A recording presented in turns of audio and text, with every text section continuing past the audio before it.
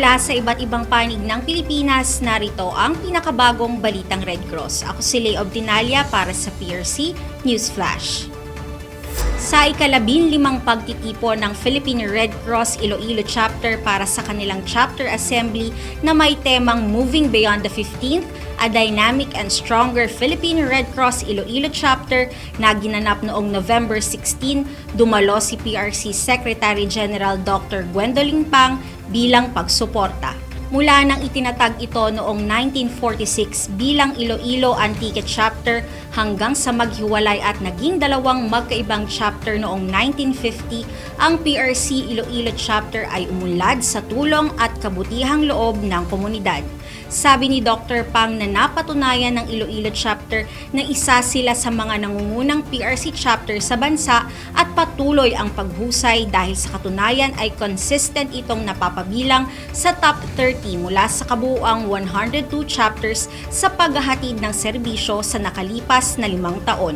Ang isa pang highlight ng assembly ay ang turnover ng isang blood mobile coaster na lalong magpapahusay sa kapasidad ng Iloilo Chapter na mag-organisa ng mga bloodletting activities at mag-abot ng mas maraming komunidad na gustong mag-donate at makatulong sa pagpaparami ng supply ng dugo. Bumisita rin si Dr. Pang sa Dugong Bombo blood donation activity ng Bombo Radyo Iloilo, katuwang ang PRC. 309 units ng dugo ang nakolekta matapos ang matagumpay na bloodletting event. Binabati namin ang mga bagong halal na Board of Directors ng PRC Iloilo Chapter. Naghatid ng malinis na tubig pang-inom ang mga PRC volunteer at staff sa mga residente ng Barangay Sentro sa Enrile, Cagayan. Ito ay matapos ang pananalasa ng bagyong Pipito na siyang dahilan ng mataas na baha sa lugar. Sakay ng 6x6 truck, pinuntahan ng PRC ang mga sinalanta ng bagyo sa kanilang mga tahanan upang ipamahagi ang mga inuming tubig.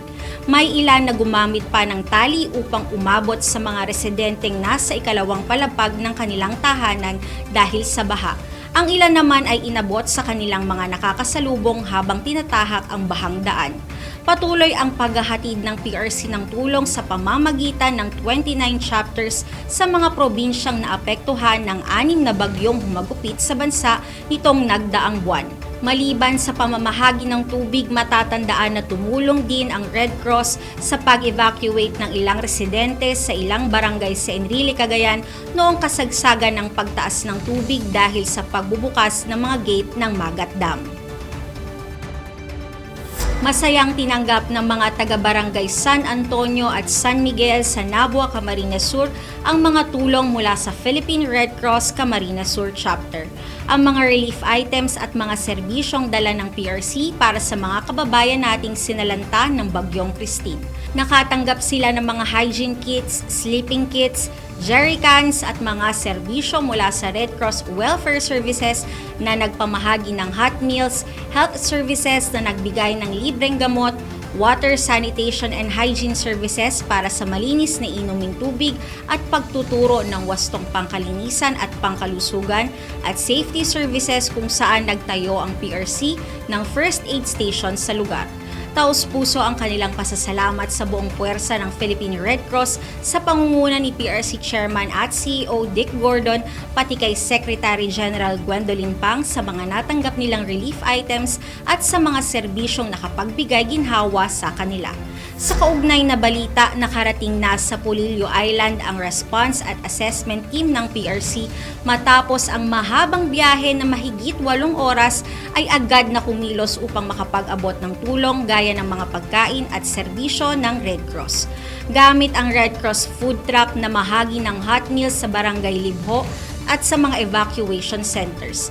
Nag-set up rin ng welfare desk, health station, first aid station at nagsagawa ng psychosocial support activities at health and hygiene promotion para sa mga komunidad.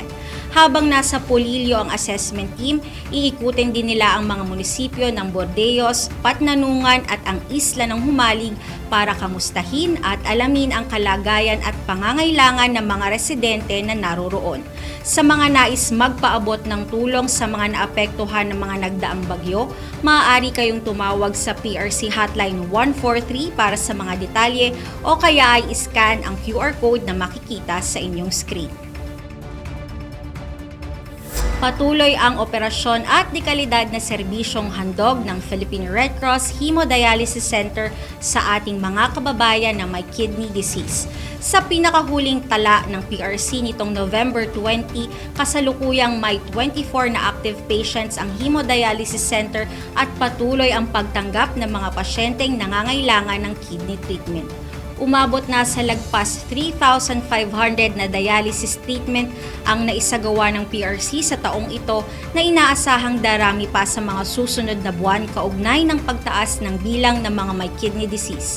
Sa kasalukuyan, mayroon ng 23,766 dialysis treatments ang naisagawa mula noong 2019. Ayon kay PRC Chairman at CEO Dick Gordon, hindi linya ng PRC ang dialysis ngunit nagpatayo ang organisasyon ng dialysis center para mas marami ang matulungan ng Red Cross.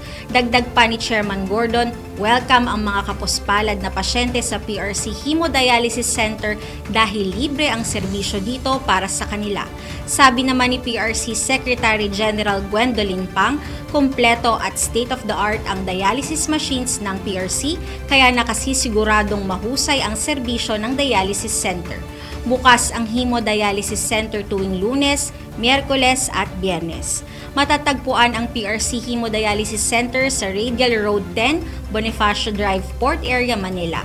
Maaaring tumawag sa 8527-6658 at 0976-530-1092 o mag-email sa prchemodialysis@redcross.org.ph. Sa masusugid naming manonood ng PRC News Flash, tumutok sa Philippine Red Cross Facebook page, Instagram, X, TikTok at mapapanood na rin kami sa YouTube channel ng Philippine Red Cross. Abangan ang mga update at maging konektado sa PRC News Flash para sa mga napapanahong balitang Red Cross.